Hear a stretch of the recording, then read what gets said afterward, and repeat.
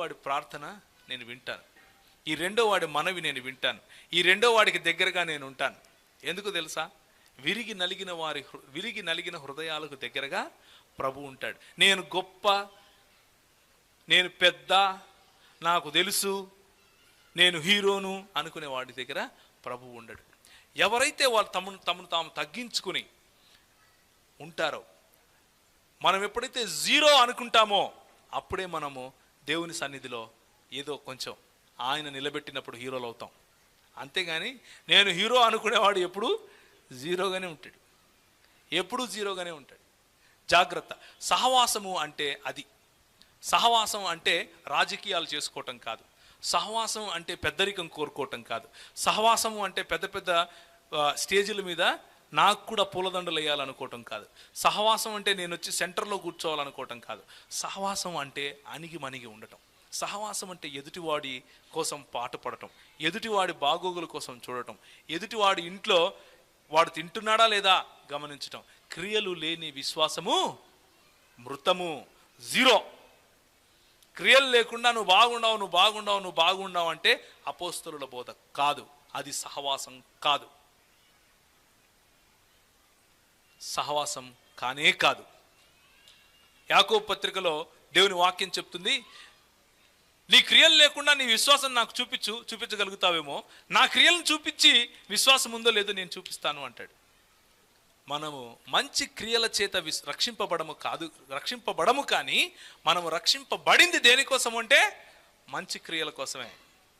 సహవాసంలోకి రావడం ద్వారా మనం రక్షింపబడం, కానీ రక్షింపబడిన తర్వాత మనకు వచ్చేదేంటి? సహవాసమే.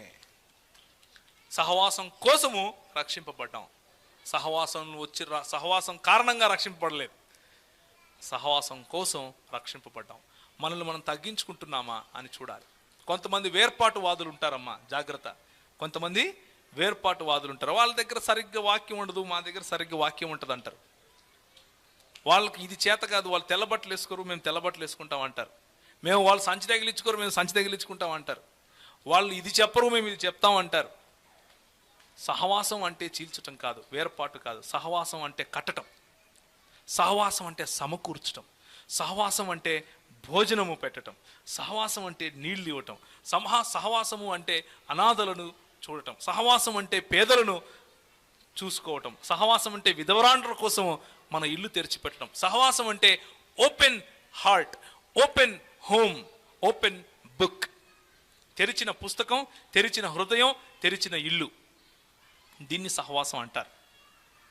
మనము సంకుచితమైనటువంటి అండర్స్టాండింగ్, చాలా నేరో మైండెడ్నెస్, సంకుచితంగా ఆలోచించి ఏం చేస్తామంటే ఈ నిశ్చయతను పోగొట్టుకుంటాం. మనము పోగొట్టుకుంటాం, అవతలుడు హృదయంలోనూ కూడా పోగొడతాం. ఏమని? అసలు నువ్వు సహవాసంలో ఉన్నావా అని ప్రశ్నిస్తూ ఉంటాం. ఏం బ్రదర్, పోయిన ఆదివారం నువ్వు రాలేదు, ఇట్లయితే దేవుడు నిన్ను క్షమిస్తాడా అని అడుగుతాం. మనం జాగ్రత్తగా ఉండాలి. ప్రభువు తీర్చని తీర్పును మనం తీరుస్తే అదే కొలతతో ప్రభు మనల్ని కొలుస్తాడు. అవతలి వాడి బాధను అర్థం చేసుకోలేనటువంటి సహవాసం కాదు. అవతలి వాడి బలహీనతను అర్థం చేసుకోలేని సహవాసం కాదు.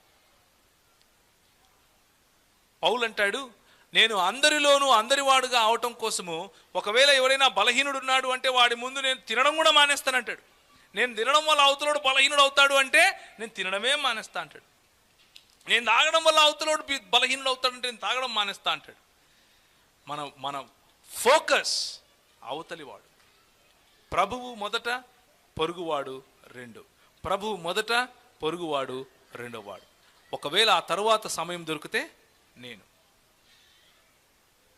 కానీ మనం ఉల్టా, ముందు నేను, ఆ తర్వాత సమయం దొరికితే పక్కనుడు, ఇంకొంచెం టైం దొరికితే యేసు యెహోవా, సామి అనుకుంటాం. అది కాదు, ఉల్టా ఉండాలి ఎప్పుడు. ప్రభువు అందరికంటే ముందు, ఆ తర్వాత నా పొరుగువాడు, ఆ తరువాత సమయం దొరికితే నేను. ఇది సహవాసం. 3, రొట్టె విరవటం. రొట్టె విరవటం అంటే ఏంటి? చాలామంది రొట్టె రసం పుచ్చుకునేటప్పుడు ఏం చేస్తూ ఉంటారు అంటే, మంచిదే అది కూడా, నేను దాన్ని తప్పు అనట్లేదు, కానీ రొట్టె విరవటం అంటే ఏంటంటే నేనేమైనా తప్పులు చేసినా చూసుకుని నేనేం తప్పులు చేయకపోతే చేయాలి, నేను తప్పులు చేస్తుంటే చేయకూడదు అనుకుంటారు. బైబిల్ చెప్పే సత్యం అది కాదు. బైబిల్ చెప్పేది ఏంటంటే నువ్వు తప్పు చేశావు అని తెలుసుకున్నప్పుడే చేయాలి. నేను తప్పులేం చేయలేదు అని అనుకుంటే అసలే అదే పెద్ద తప్పు. బుద్ధి లేనివాడు అంటది దేవుని వాక్యం. నేను తప్పులు చేశాను అని తెలుసుకోవడం కోసమే ఆ సమయం, నేను పాపిని అని తెలుసుకోవడం కోసమే ఆ సమయం. ఆ రొట్టె రసం పెట్టిందే పాపుల కోసం, పరిశుద్ధుల కోసం కాదు. పరిశుద్ధులు ఉంటే వాళ్ళకి యేసుప్రభు అవసరం లేదు. యేసుప్రభు ఎందుకు పరిశుద్ధులకు? రొట్టె రసం పెట్టిందే నేను పాపిని ప్రభువా అని ప్రభు దగ్గరికి రావడం కోసం. ప్రభు అందుకనే ఆ రాత్రి దానిని నిర్ధారించాడు. ప్రభు రాత్రి భోజనం, రొట్టె రసం, బల్ల, ఎన్నో పేర్లున్నాయి దానికి. ఎన్ని పేర్లున్నా దాని అవగాహన ఏంటి అంటే నేను పాపిని అని ఒప్పుకోవటం. ఆ రొట్టె పెట్టినప్పుడు రొట్టె దేవుని శరీరానికి సంబంధించింది. దేవుని శరీరంలో నేను ఒక భాగమును అని మనల్ని గుర్తు చేసుకునేందుకు అది పెట్టారు. దేవుని శరీరం నా కోసం విరవబడింది అని గుర్తు చేసుకోవటం కోసం. అయ్యో నేను చేసిన పాపము ఈ యేసు ప్రభువును నలగొట్టిందే అని గుర్తు చేసుకోవటం. అయ్యో నేను చేసిన పాపము ఆయన రక్తాన్ని కార్చిందే అని గుర్తు చేసుకోవటం. కానీ ఆ రొట్టెను, ఆ రసాన్ని, లేకపోతే ఆయన శరీరాన్ని, ఆయన రక్తాన్ని పుచ్చుకోవటం ద్వారా నేనేం చేస్తున్నానంట? అపోస్తలుల కార్యం ఏం చెప్తుంది? ఆయన తిరిగి రానంత వరకు ఆయన మరణ పునరుత్థానములను ఏం చేస్తున్నాం? మనం ప్రచురపరుస్తున్నాం. రొట్టె రసము అంటే అక్కడ అపోస్తలుల కార్యం 2:42లో రొట్టెలో పాల్గొనటం అంటే ఏమిటి అంటే స్వార్థ పరిచర్యలో పాల్గొనటం. యేసు ప్రభువును 10 మందికి పరిచయం చేయటం, యేసు ప్రభువు నీ కొరకు విరవబడ్డాడు అని చెప్పటం, ఆయన తిరిగి రానంత వరకు దాన్ని ప్రచురపరచటం, ఆయన తిరిగి రానంత వరకు దాన్ని ప్రాక్టీస్ చేయటం. ఎందుకు? ఆయన తిరిగి వచ్చిన తర్వాత చెప్పాల్సిన అవసరం ఉండదు కాబట్టి, అందరికీ చెప్పేస్తే ఆయన వచ్చేస్తాడు కాబట్టి. అర్థమైందా? రొట్టె రసం అంటే కేవలం అక్కడ పెట్టింది తినటం కాదు, దానికి తగిన జీవితం జీవించటం. రొట్టె రసం అంటే దానికి తగిన జీవితం అంటే సువార్త పరిచర్య, సంఘ పరిచర్య. ఆయన శరీరాన్ని విరిచినప్పుడు ఆ సంఘము మనకు గుర్తు రావాలి. ఆయన శరీరాన్ని విరిచినప్పుడు ఏ సహవాసంలో అయితే నేను బ్రతుకుతూ ఉన్నానో ఆ సహవాసాన్ని నేను కట్టాలి అని గుర్తుకు రావటం. ఆయన రక్తాన్ని మనం పుచ్చుకున్నప్పుడు ఆయనతో ఉన్నటువంటి సంబంధం మనకు గుర్తుకు రావాలి. ఎవరికైతే ఇంకా సంబంధం లేదో వారు గుర్తుకు రావాలి. మీరు ఇది చేసినప్పుడెల్లా నన్ను జ్ఞాపకం చేసుకోండి. ఏం జ్ఞాపకం చేసుకోవాలి? ఏం జ్ఞాపకం చేసుకోవాలంటే ఆయన నా కోసం చనిపోయాడని జ్ఞాపకం చేసుకోవాలి. ఏం జ్ఞాపకం చేసుకోవాలంటే ఆయన నా కోసమే కాదు, ఇంకా కొన్ని లక్షల మంది కోట్ల కోసం చనిపోయాడు, కానీ వాళ్ళకి తెలియదు. ఇది నేను చెప్పకపోతే ఎట్లా తెలుస్తుంది అనేది గుర్తు తెచ్చుకోవాలి. సో అపోస్తులుల బోధ ప్రకారమైనటువంటి రొట్టెలో చేయి వేయటం ఏమిటి అంటే నేను ఎంతమందికి ఈ శరీరం గురించి, ఈ శరీరాన్ని పంచుతున్నాను, నేను ఎంతమందికి ఈ రక్తాన్ని పంచుతున్నాను, ఎంతమంది ఈ శరీరంలో భాగస్థులుగా అవ్వాలి, ఎంతమంది ఇంకా అవ్వలేదు, నా బాధ్యత ఏంటి, నేను ఎందుకు చేయలేకపోతున్నాను అని మనల్ని మనం ప్రశ్నించుకోవటం. అది యోగ్యంగా పాల్గొనటం. నాలో పాపం ఉందా లేదా అన్నది కూడా ముఖ్యమే, కానీ పాపం లేదు అని తెలుసుకోవడం కోసం కాదు, పాపం ఉంది అని తెలుసుకోవడం కోసం. అది జాగ్రత్త పడాలి. మనము అపోస్తలుల బోధలో ఉండాలి, సహవాసంలో ఉండాలి, రొట్టె విరచటంలో ఉండాలి. మనం రొట్టె విరిచిన ప్రతిసారి ఆ బల్లలో మిగిలిపోయినటువంటి ముక్కలు ఉంటాయి, మిగిలిపోయినటువంటి రసం ఉంటుంది. అది మనకు ఏం సూచిస్తుంది అంటే ఇంకా ఎన్నో లక్షల మంది ఈ సంఘంలో రావాలి, రాలేకపోతున్నారు, వాళ్ళు రాలేదు అంటే ఆయన శరీరం ఇంకా సంపూర్ణంగా విరవబడలేదు, ఇంకా సంపూర్ణంగా పంచబడలేదు అంటే దాన్ని పుచ్చుకోవలసిన అధికారం ఉన్నవాళ్ళు, దాన్ని పుచ్చుకోవలసినటువంటి శేషమైనటువంటి ప్రజలు బయట ఉన్నారు, వాళ్ళని తీసుకుని రావాలి. ఆ బాధ్యత ఎవరిది? మికాయేలు దూతకి ఇచ్చాడా? ఇవ్వలేదు. గాబ్రియేలు దూతకి ఇచ్చాడా? ఇవ్వలేదు. సెరూపులకు ఇచ్చాడా? ఇవ్వలేదు. కెరూబులకు ఇచ్చాడా? ఇవ్వలేదు. ఎవరికి ఇచ్చాడు తెలుసా? నీకిచ్చాడు. ఎందుకు? నువ్వు ఏర్పరచుకునబడినటువంటి వంశం ఎవరు? వాళ్ళ నువ్వా? రాజులైన యాజకులు ఎవరు? నువ్వా వాళ్ళ? నీకిస్తే నువ్వు చేయకపోతే ఎట్లా? నీకు ఇస్తే నువ్వు చేయకపోతే ఎట్లా? నువ్వు బిజీగా ఉన్నావు దేంట్లో? చర్చిలో ఉండే పాలిటిక్స్లో నువ్వు బిజీగా ఉన్నావు. నువ్వు బిజీగా ఉన్నావు దేంట్లో? సంఘంలో నాకు పూలదండ వేయలేదే అని మూతి ముడుచుకొని కూర్చొని ఉన్నావు. నువ్వు ఎట్టపోతావు దేశ ప్రభు గురించి చెప్పనీకి? అది పాస్టర్ పని అనుకుంటున్నావు, మైక్ పట్టుకొని మాట్లాడే పని అనుకుంటున్నావు. కాదు. నేనెవరిని ప్రభువా పోవడానికి అని ప్రశ్నిస్తున్నావు. ఇంకా మోషే ప్రశ్నించినట్లు ప్రభు అంటాడు, నువ్వు కాదురా చేసేది నేను, నువ్వు పోతే చాలు, నువ్వు పోతే చాలు. నా శరీరము మీరు లేనిదే సంపూర్ణం కాదు అని ప్రభు చెప్తున్నాడు మనకు. నా సంఘములో ఇంకా రావలసిన వాళ్ళు ఉన్నారు కనుక నేను వెనక్కి రానప్పుడే అంటున్నాడు. యేసు ప్రభువు త్వరగా రమ్ము అని ప్రార్థన చేసే మనము ఆయన వచ్చేందుకు కావలసినటువంటి ఏర్పాట్లు చేయకూడదా? చేయాలి. మన హృదయంలో ఏర్పాట్లు చేసుకోవాలి, ఎదుటి వాడిని తీసుకుని వచ్చి కూడా ఏర్పాట్లు చేయాలి. అది రొట్టెకు సంబంధించినటువంటి విషయం. రొట్టె విరవటం. 4వది ప్రాముఖ్యమైనది, అతి ప్రాముఖ్యమైనది ప్రార్థన. అపోస్తలుల బోధ యందును, సహవాసమందును, రొట్టె విరుచుట యందును, ప్రార్థన యందు రక్షింపబడిన వాడు చేసే 4వ యాక్టివిటీ ప్రార్థన.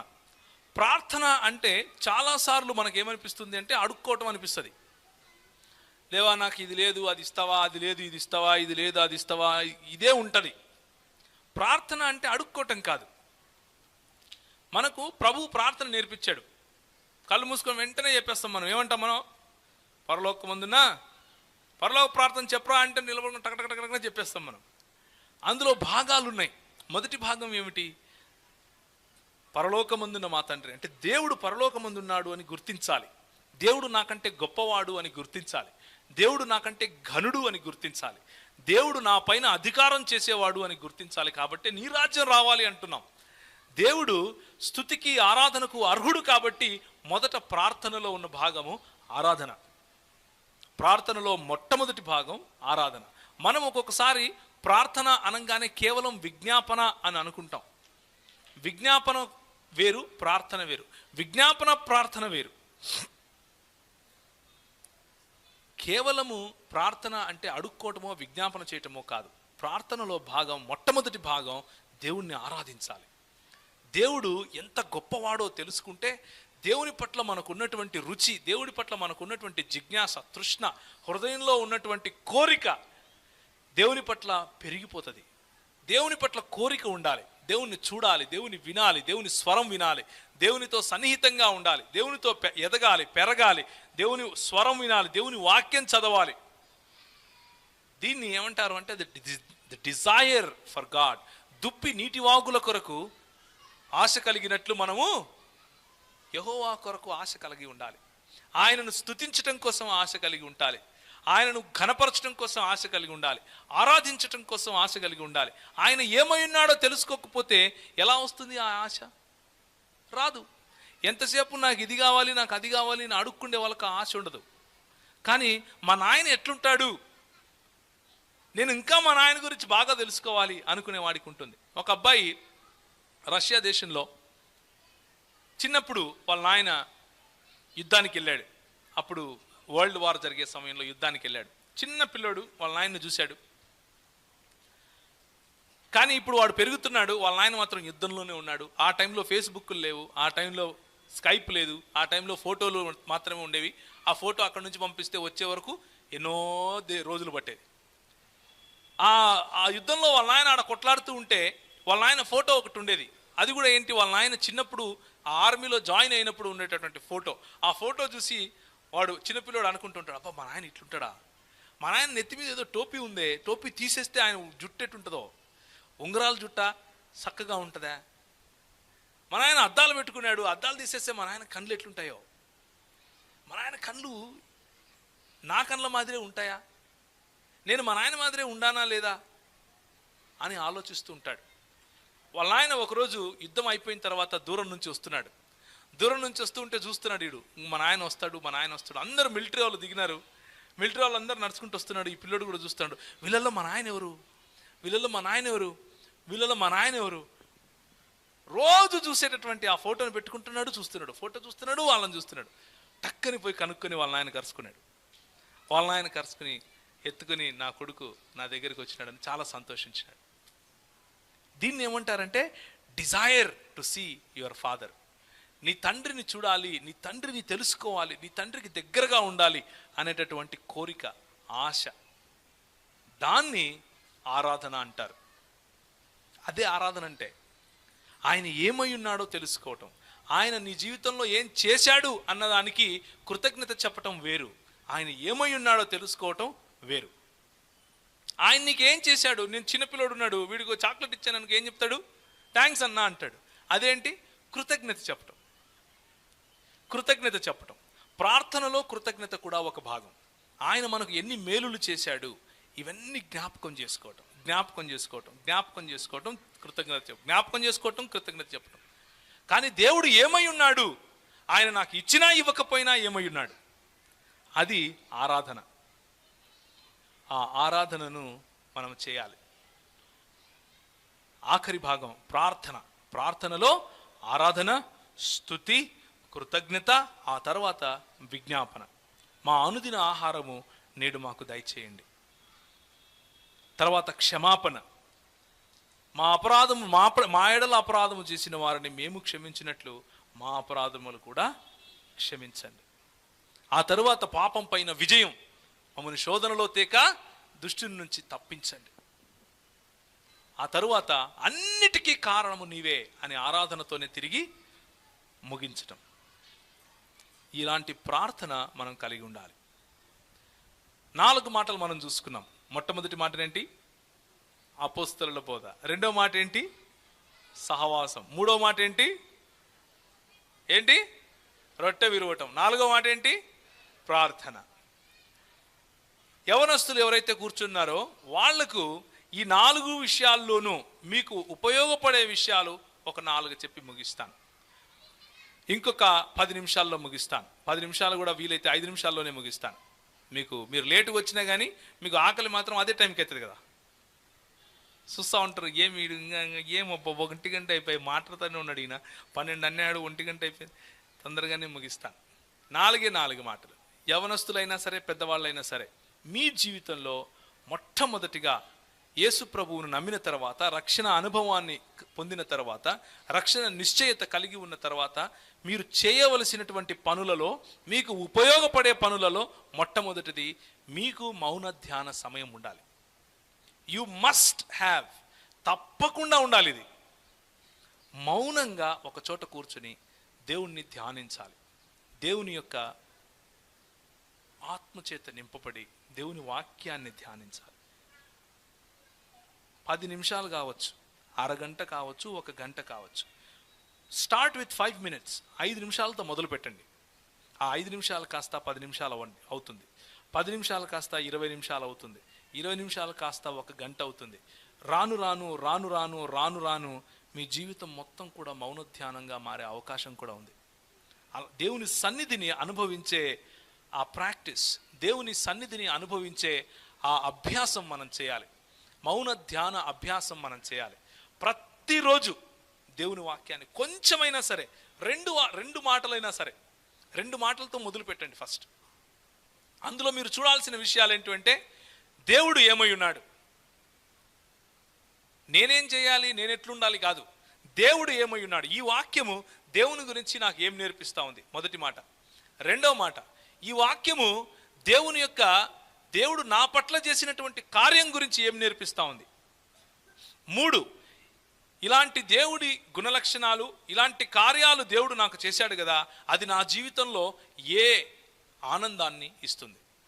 3 మాటలు మీకు ఉపయోగపడతాయి. దేవుడు ఏమై ఉన్నాడు, ఆయన నాకేం చేశాడు, దాని ద్వారా నా జీవితంలో నేను ఏ ఆనందాన్ని పొందుకుంటున్నాను. ఈ 3 విషయాలు చాలు. రోజుకు ఈ 3 విషయాలు కనీసం ఒక చిన్న వాక్య భాగం తీసుకుని ధ్యానిస్తే చాలు.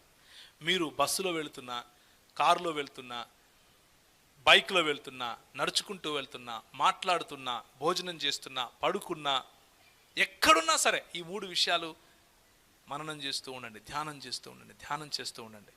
మౌనంగా ధ్యానం చేయండి. నేను కొత్తగా రక్షింపబడిన సమయంలో నేను మొదలుపెట్టాను ఈ ప్రాక్టీస్. అప్పుడు హైదరాబాద్లో మాకు పాస్ ఉండేది, బస్ పాస్. స్టూడెంట్లో 60 రూపాయలు, 60 రూపాయలు. బస్ ఎక్కి కూర్చుని తలంచుకొని మౌనంగా ధ్యానించేవాడిని. బస్సు ఒక చోటు నుంచి ఇంకో చోటికి పోవడానికి కనీసం 1 గంట పట్టేది. ఆ గంటలో నేను ప్రభు గురించి ఎంతగా ఆనందించేవాడిని అంటే ఒక్కొక్కసారి ఏడ్చేవాడిని అదే బస్సులో కూర్చుని. ప్రభువా, నువ్వు ఇంత గొప్పవాడివా, ఇంతగా నన్ను ఆశీర్వదించావా. పక్కన చూసేవాళ్ళు, ఈడు రైడు బస్సులో కూర్చొని ఎడుతున్నాడు. ఒక ఆయన వచ్చి ఖర్చు ఇచ్చినట్టు తుడుచుకొని, ఆయన నీకేమన్నా కావాలన్నా, ఇంట్లోంచి తప్పిపోయినావా ఏంది. నేను ఏం లేదండి, నేను ప్రార్థన చేసుకుంటున్నాను. ఆయన నన్ను ఒక రకంగా చూసి, మీ క్రైస్తవులు ఎప్పుడూ ఇంతే అన్నాడు. కానీ మౌన ధ్యానంలో ఉండే ఆనందం, మౌన ధ్యానంలో ఉండే సంతోషం, మౌన ధ్యానంలో ఉండే దేవుని సన్నిధి మీరు కోల్పోకూడదు. చాలా బాగుంటుంది. మొట్టమొదటిది మౌన ధ్యాన సమయం ఉండాలి. 2, మీకంటూ వాక్యాన్ని చదివి ధ్యానించే, వాక్యాన్ని స్టడీ చేసే, వాక్యాన్ని ధ్యానం చేసే సమయం ఒకటి ఉండాలి. మౌన ధ్యానంలో వాక్యంలో ఉన్నటువంటి 2 విషయాలను తీసుకుని మీరు ధ్యానిస్తున్నారు. కానీ స్టడీ వేరు. స్టడీ అంటే ఒక పుస్తకం చదవాలి, లేకపోతే ఒక పత్రిక చదవాలి, ఒక ప్యాసేజ్ చదవాలి, దాంట్లో ఉన్నటువంటి విషయాలను లోతుగా తెలుసుకోవాలి. వీలైతే ఎవరైనా పెద్దల దగ్గర కూర్చుని నేర్చుకోవాలి. వీలైతే ఈ రోజుల్లో ఇంటర్నెట్లో చాలా విషయాలు అందుబాటులో ఉన్నాయి, అవి తీసుకొని చదవచ్చు. బైబిల్కి సంబంధించినటువంటి పుస్తకాలు చదవచ్చు. మొట్టమొదటిది మౌన ధ్యాన సమయం. 2వది బైబిల్ పఠనం. 3వది, జాగ్రత్తగా వినండి, 3వది చిన్న చిన్న ఫెలోషిప్స్, చిన్న చిన్న సర్కిల్స్. 5 మంది 4 కూర్చుని దేవుని గురించి, దేవుని యొక్క వాక్యం గురించి ఒక మంచి అన్యోన్యమైనటువంటి ఆహ్లాదకరమైనటువంటి పరిస్థితిలో, అలాంటి వాతావరణంలో సమయాన్ని గడపటం, ప్రార్థన చేసుకోవటం, ఒకరితో ఒకరం పంచుకోవటం మన హృదయం గురించి చాలా అవసరమైనటువంటి విషయాలు ఇవి. ఒక్క స్నేహితుడు తప్పకుండా ఉండాలి నీ జీవితంలో. ఆత్మీయమైనటువంటి స్నేహితుడు లేకపోతే స్నేహితురాలు తప్పకుండా నీ జీవితంలో ఉండాలి. ఏ షరతులు లేకుండా నువ్వు ఎలా ఉన్నావో అలా నిన్ను అంగీకరించేవాడు ఒకడు ఉండాలి, తప్పకుండా ఉండాలి. వాడి దగ్గర నీ బలహీనతలు నువ్వు చెప్పుకోగలగాలి, ఆమె దగ్గర నీ బలహీనతలు నువ్వు చెప్పుకోగలగాలి. భార్యాభర్తలైతే నీ భర్తను ఆ విధంగా నువ్వు ఎన్నుకోవచ్చు, నీ భార్యను ఆ విధంగా నువ్వు ఎన్నుకోవచ్చు. ఇంకా పెళ్లి కాని వాళ్ళైతే నీ కాలేజ్ మేట్ను లేకపోతే నీ స్కూల్ మేట్ను అలా నువ్వు ఎన్నుకోవచ్చు. కానీ మీ హృదయం విప్పి మీ బలహీనతలను కూడా చెప్పగలిగేట్లుగా ఒక స్నేహితుడు మీకు తప్పకుండా ఉండాలి. మీ మౌన ధ్యాన సమయం, మీ బైబిల్ పఠనం. 3, మీ చిన్న చిన్న సర్కిల్స్లో ఉండేటటువంటి సహవాసం. 4, సంఘంలో మీ ప్రమేయం, సంఘంలో మీరు చేసేటటువంటి పనులు. సువార్త పరిచర్యకి వెళ్ళటం, సువార్త పని చేయటం, పాటలు పాడటం, దేవునికి మహిమకరంగా ఉండే ప్రతి పనిని చేయటం. 4వది. 5వది చాలా ప్రాముఖ్యమైన విషయం, ఇది మాత్రం మర్చిపోకండి. ఏది అన్ని ప్రాముఖ్యమైన విషయాలే, ఇది చాలామంది నెగ్లెక్ట్ చేస్తారు కాబట్టి ఇది చెప్తున్నాను స్ట్రెస్ చేసి. చాలామంది యవనస్తులు ఏమనుకుంటారు అంటే, ఇక నన్ను ప్రభువు రక్షించేసుకున్నాడు, నేను బైబిల్ చదువుతున్నాను, మౌన ధ్యానం చేస్తున్నాను, ఇక నేను ఏ పని చేయను, నేను దేవుని కోసమే బతుకుతాను అనుకుంటారు. దేవుని కోసమే బతకటానికి, పని చేయకుండా ఉండటానికి ఏ లింకు లేదు. మోకాలకు బోడిగుండుకు ముడేసినట్లే ఇది. ప్రభువు మనము పాపంలో పడిపోక ముందే, ఎవరు ఆదాము పాపములో పడిపోక ముందే ఏం చేశాడు? ఏదేను తోటలో పెట్టి ఏమన్నాడు? దీన్ని సేద్యం చేయమన్నాడు, పని చేయమన్నాడు. పని నష్టం కాదు, పని శాపం కాదు, పని ఆశీర్వాదం. తన చేతిలో నైపుణ్యం ఉన్నవాడిని చూడండి, రాజుల ఎదుట వాడు నిలువుడును అని దేవుని వాక్యం చెప్తుంది. మన చేతి పనిలో నైపుణ్యం ఉంటే, మనం దేవునికి నమ్మకంగా మన పనిలో ఉంటే, రాజుల దగ్గరికి పోయి మాట్లాడతాం, రాజుల దగ్గర సువార్త చెప్తాం. చిన్న చిత్తకోళ్ళు కాదు. జాగ్రత్త. Don't forget, wherever you are, you should be the best. You should give your best to God. నువ్వు ఎక్కడ ఉన్నా సరే, నువ్వు గవర్నమెంట్ ఉద్యోగంలో బంట్రౌత్ పని చేస్తూ ఉంటే, ఆ బంట్రౌత్ నీకంటే బెస్ట్ బంట్రౌత్ ఇంకొకటి ఉండకూడదు, అంత చక్కగా ఉండాలి. నువ్వు ఇంట్లో హౌస్ వైఫ్గా ఉంటే నీకంటే బెస్ట్ హౌస్ వైఫ్ ఇంకొకరు ఉండకూడదు. అంత క్వాలిటీ ఉండాలి మనిషిలో. పని మంచిది, సువార్త చేయటం పనిగా చేయాలి. పాస్టర్గా అయితే అదొక పని అని గమనించాలి, గ్రహించాలి. పని అన్న దృక్పథం లేకపోతే, మనసులో పని అన్నటువంటి అవగాహన మనసులో లేకపోతే ఆడుకు తిరుగుతారు ప్రజలు. దానికి కావలసినటువంటి ప్రతిఫలం కూడా దక్కదు. పని ఆశీర్వాదం, పని మంచిది, పని చేయాలి. పని చేసిన వాడు సిగ్గుపడడు, పని చేసిన వాడు చేయి చాపడు. పని చేసిన వాడిని చేయి పైన ఉంటుంది, కింద ఉండదు. కొంతమంది తప్పుడు అవగాహనతో ఏం చేస్తారు అంటే, యేసు ప్రభువు నన్ను పిలిచేసుకున్నాడు కాబట్టి ఇంక నేను ఏ పని చేయను అనుకుంటారు. అనుకుని రోడ్డు పట్టుకొని తిరుగుతారు. నేను ఒకరోజు నాకు చాలా సిగ్గు అనిపించింది. నాకు ఒకరోజు నేను వెళ్తున్నాను, ఆంధ్ర ప్రాంతంలో చాలా ఎక్కువ ఇలాంటివి. నేను ట్రైన్లో వెళ్తున్నాను, ఒక ఆయన వచ్చాడు, వాక్యం తీశాడు, సువార్త చెప్పాడు. సువార్త చెప్పి అందరం వింటున్నాం. నాకు అనిపించింది, అబ్బా మనోళ్ళు బాగానే చేస్తున్నారు ఆంధ్రప్రదేశ్లో సువార్త పరిచర్య. నేను అప్పుడు ఆంధ్రాలో లేను, అప్పుడు నేను నార్త్ ఇండియాలో, అంటే ఉత్తర భారతదేశంలో వాక్య పరిచర్య చేస్తున్నాను. చేసిన తర్వాత అయిపోయింది, అటు వెళ్ళాడు, ఒక కర్చీఫ్ తీసుకున్నాడు, బైబిల్ మీద పెట్టాడు, వచ్చి అందరి దగ్గర ఇట్లా పెట్టాడు. అందరు చిల్లరేసినారు, మూట కట్టుకొని అందరికీ వందనాలండి అని చెప్పినాడు, వెళ్ళిపోయినాడు. దీన్ని అడుక్కోవటం అంటారు. సువార్త పని అంటారో అనరో నాకు తెలియదు. నా ఉద్దేశంలో అడుక్కోవటం అది. బయట గారడీ చేసేవానికి కోతి తీసుకొని వచ్చి కోతిని తిప్పించారే, పల్టి కొట్టు అంటారు, ఒక చిల్లరేస్తారు చూడు. దానికి ఇలాంటి సువార్త చెప్పడానికి ఏం తేడా లేదు. అది కాదు. మనము ఎవరము?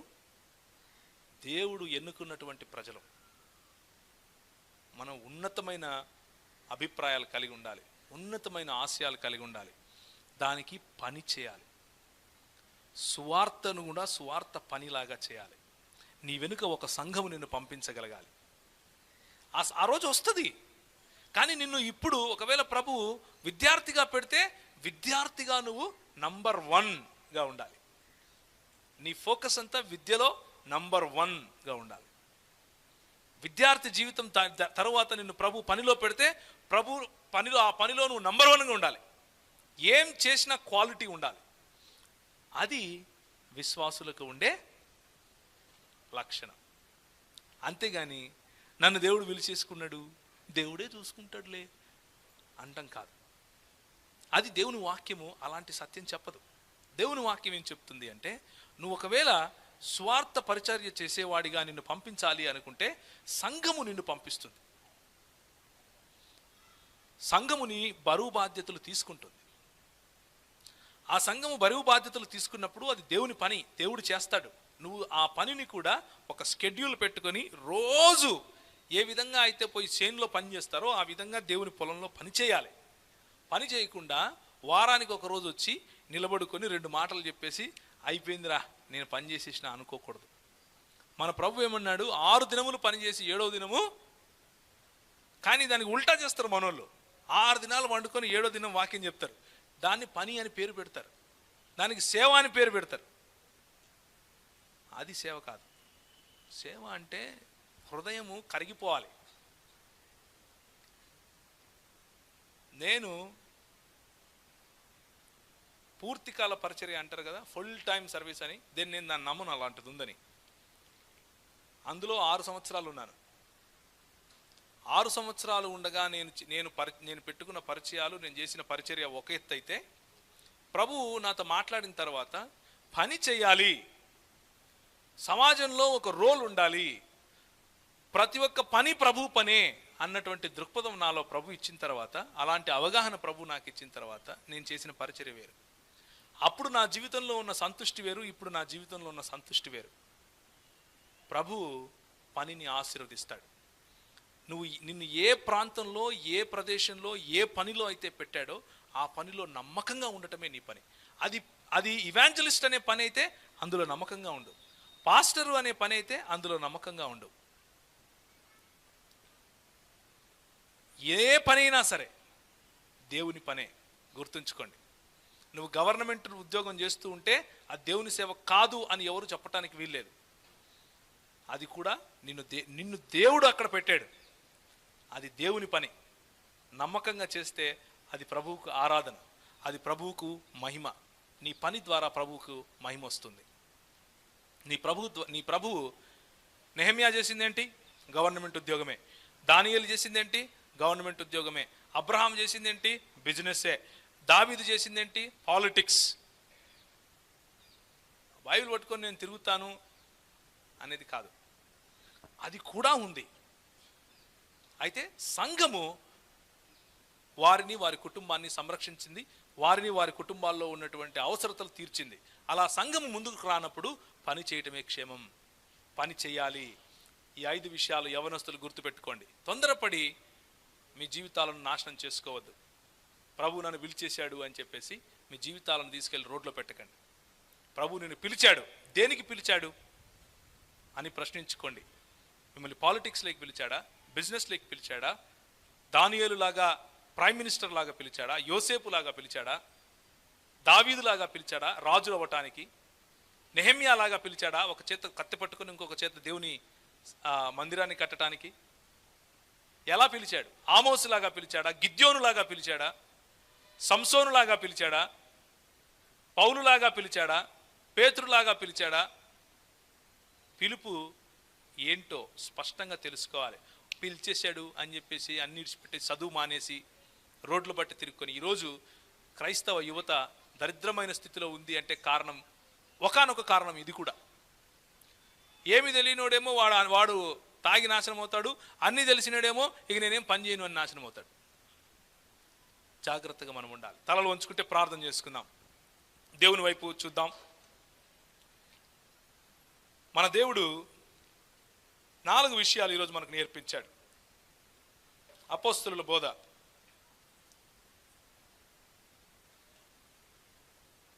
సహవాసం, సత్యమైనటువంటి బోధ, ప్రేమ కలిగినటువంటి సహవాసము, త్యాగభరితమైనటువంటి రొట్టె విరవటము, దేవుని మనస్సును దేవుణ్ణి స్తుతించటానికి, దేవుణ్ణి ఆరాధించటానికి కావలసినటువంటి ప్రార్థన. 4 విషయాలు.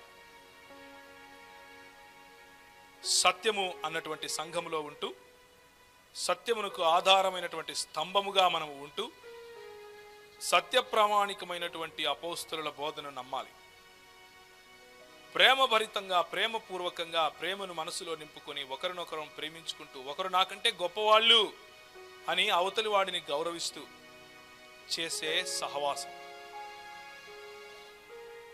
త్యాగభరితంగా ప్రభు చేసినటువంటి త్యాగాన్ని జ్ఞాపకం చేసుకుని, ఇంకా నా ప్రజలు, ఇంకా నా సహోదరులు, ఇంకా నా దగ్గరి వాళ్ళు ప్రభువులోకి రాలేదే, ప్రభువును నమ్మలేదే, ప్రభు శరీరాన్ని పుచ్చుకోవటం లేదే, ఈ శరీరం ఇంకా సంపూర్ణం కాలేదే అన్నటువంటి త్యాగభరితమైనటువంటి జీవితం. మన హృదయాలు, మన ఇళ్ళు అలాంటి వారి కోసం తెరిచిపెట్టడం. ఇది రొట్టె విరవటం. ప్రార్థించటం, దేవుణ్ణి మహింపరచడం కోసం. అడుక్కోవటం మానేసి దేవుణ్ణి ఆరాధించటం, స్తుతించటం, కృతజ్ఞతాస్తుతులు చెప్పటం, ఆయన రాజ్యం రావాలని, ఆయన అధికారం మన పైన ఉండాలి అని ఆశించటం. ఇవన్నీ నీ జీవితంలో జరుగుతున్నాయా? విశ్వాసి అని నువ్వు రక్షింపబడ్డాను అని చెప్పుకోవటానికి ఒక 2 నిమిషాలు ఆగి ఆలోచించండి.